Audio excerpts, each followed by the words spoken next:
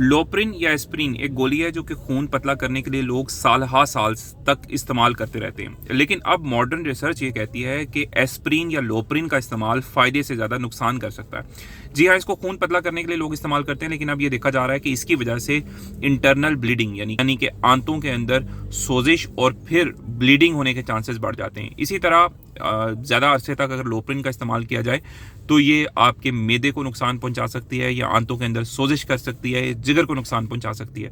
उसकी बजाय आप डॉक्टर्स इससे बेहतर दवाई, एक जिसको क्लोपिडोग्रेल कहते हैं, एक सॉल्ट है, उसको रिकमेंड कर रहे हैं कि ये ज़्यादा सेफ है। लोप्रिन का इस्तेमाल फ़ायदे से ज़्यादा नुकसान कर रहा है। अमेरिका में की जाने वाली रिसर्च के मुताबिक अब लोप्रिन का इस्तेमाल कम किया जा रहा है क्योंकि ये नुकसान दे रही है फ़ायदे से ज़्यादा। अगर आप भी बहुत देर से लोप्रिन इस्तेमाल कर रहे हैं तो अपने डॉक्टर, अपने कार्डियोलॉजिस्ट के मशवरे से इसको रिकन्सिडर करें और इससे बेहतर ड्रग्स, इससे बेहतर मेडिसिन अब मार्केट में आ चुकी हैं, उसको इस्तेमाल करने के बारे में सोचें। अगर आपको आज का मैसेज अच्छा लगा है तो कमेंट्स में यस लिखें, चैनल को सब्सक्राइब करें। Thank you.